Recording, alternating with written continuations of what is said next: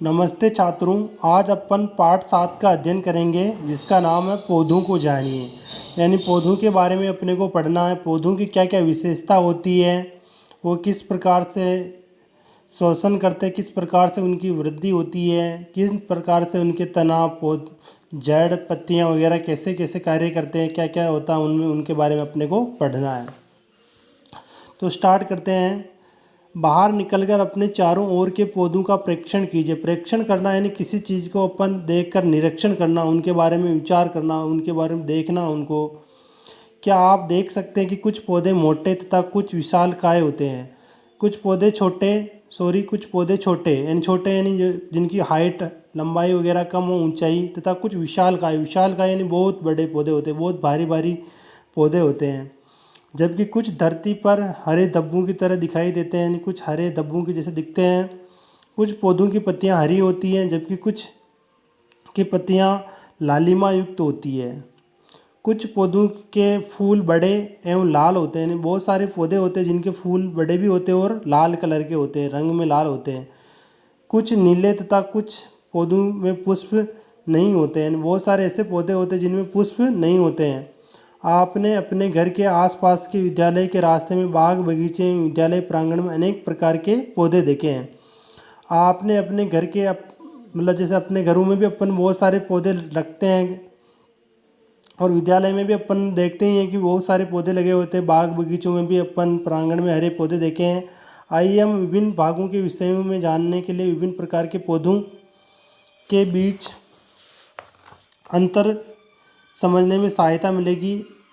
देखो चित्र 7.1 जो ये देर का इधर अपने को इस प्रकार का बना हुआ पौधा है। ये चित्र 7.1 में पौधे के तने, शाखाओं, जड़, पत्तियां इत्यादि को नामांकित करना है आपको, यानी नामांकित कर सकते हैं इनके भाग। जैसे ये अंदर वाला भाग जड़, ये पत्ते हैं, ये इसके तने हैं, ऊपर इसके फूल दे रखे हैं।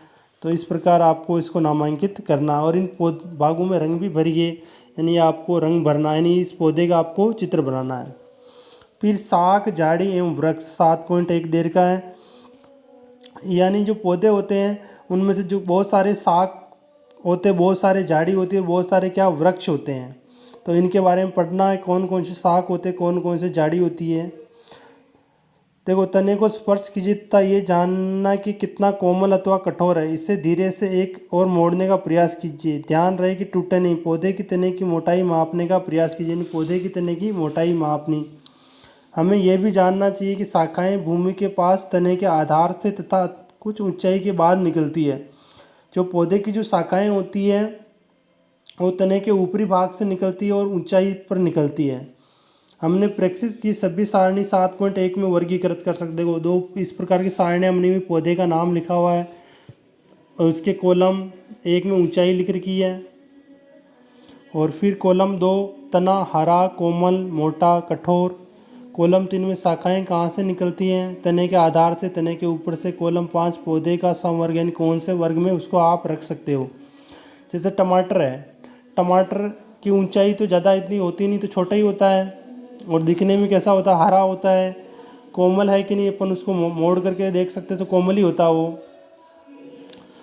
तने आधार से, तने के ऊपर से, और पौधे का जो वर्ग है वो शाख के अंदर आता है, जो अपने टमाटर है। उसके बाद आम, इसका जो पौधा होता है बहुत लंबा होता है। हरा कोमल, जिसका तने का रंग होता है वो तना इसका क्या मोटा होता है थोड़ा और कठोर होता है, इसको दबाने से दबता नहीं अपने से। शाखाएं कहाँ से निकलती, तने के ऊपर से इसकी शाखाएं निकलती है और इसको अपन वृक्ष कहते हैं, यानी ये वृक्ष की श्रेणी में आएगा, शाख और झाड़ी की श्रेणी में नहीं आएगा। फिर नींबू लिया, नींबू क्या होता है, इसकी थोड़ी कम ऊंचाई होती है, यानी मतलब आम से इनसे कम ऊंचाई होती है, टमाटर से इनसे ज़्यादा होती है, यानी थोड़ा लंबा होता है ये, कठोर ये होता है। फिर इसके बाद तने के आधार से, यानी इसकी जो शाखाएं निकलती है वो तने के आधार से, यानी जो ज़मीन से तना निकलता है उससे थोड़े से ऊपर से ही इनकी शाखाएं निकलती हैं। उसके बाद इसको अपन झाड़ी क्यों, इसके अंदर कांटे लगते हैं तो इससे उसको झाड़ी संवर्ग में रख दिया गया। यानी पौधे को अपन जो मेन तो मुख्यतः अपन इन लक्षणों के आधार पर हम अधिकांशतः पौधों को 3 संवर्ग यानी अपन इसको वर्गों में विभाजित कर सकते हैं।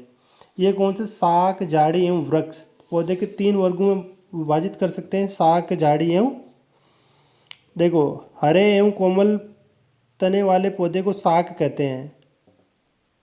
पहला वाला देख रखा हरा और कोमल, एक जो डायग्राम दे रखा वो साग है। फिर उसके बाद बी वाले में झाड़ी दे रखी है और सी वाले में वृक्ष दे रखा है। अक्सर इसमें कई शाखाएं नहीं होती है, साग में कई शाखाएं नहीं होती है। उसके बाद कुछ पौधे शाखाएं तनु के आधार के समीप से निकलती है। तना कठोर होता है परंतु अधिक मोटा नहीं होता, इन्हें झाड़ी कहते हैं। कुछ पौधे की शाखाएं आधार के समीप से निकलती है, तना कठोर होता है परंतु अधिक मोटा नहीं होता, इन्हें झाड़ी कहते हैं। कुछ पौधे बहुत ऊंचे होते हैं तथा इनके तने ढाढ़ एवं गहरे होते हैं।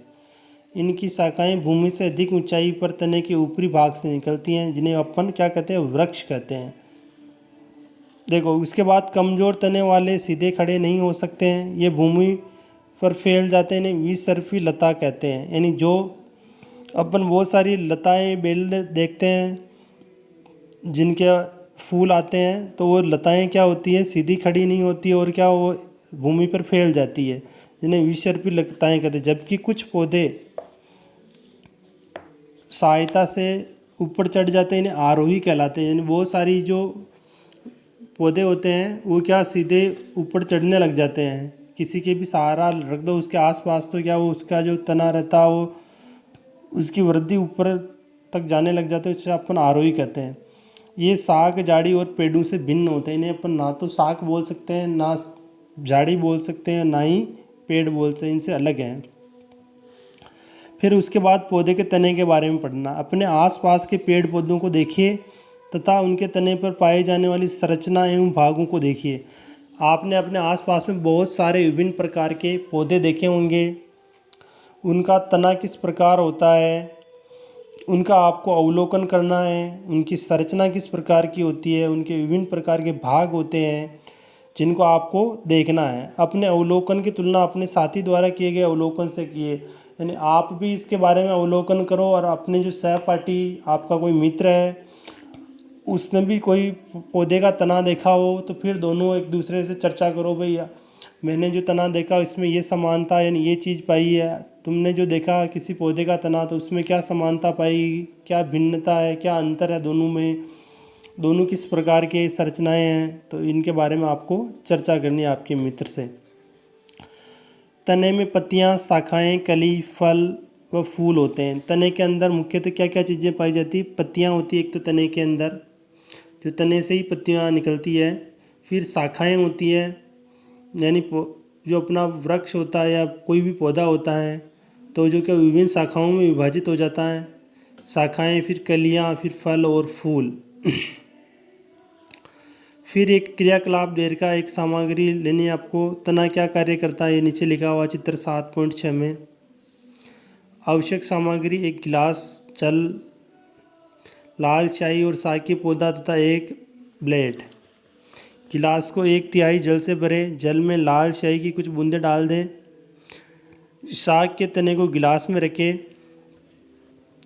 अगले दिन इन शाखाओं का अवलोकन कीजिए, क्या इस साग में कुछ भाग लाल नज़र आता, आपने देखा हुआ तने के रंग के ऊपर चढ़ गया। अगर इससे अपन लंबे समय तक रखें तो रंग पत्तियों और सिराओं में भी चढ़ जाता है। यानी अपन जो ये लाल कलर अपन भरते हैं, इसमें शाही की कुछ बूंदें डालते हैं लाल कलर की, तो वो क्या तने के ऊपर चढ़ गई।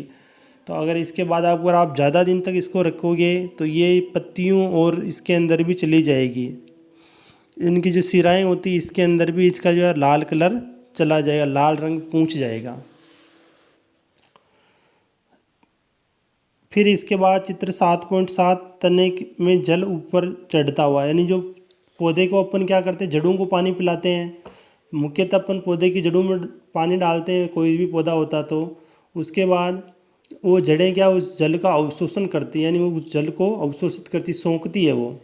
उसके बाद वो अवशोषित जल पौधे के तने तक, पौधे के विभिन्न प्रकार के तनों के माध्यम से पत्तियों तक, शाखाओं तक, पहले तो जाता तने में, तने से शाखाओं में, शाखाओं के बाद पत्तियों में जाता है और उससे क्या पौधा हरा भरा रहता है जल से।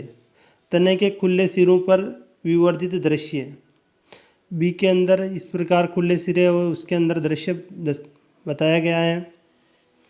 इस क्रियाकलाप में हमने देखा है कि जल तने के ऊपर की ओर चढ़ता है।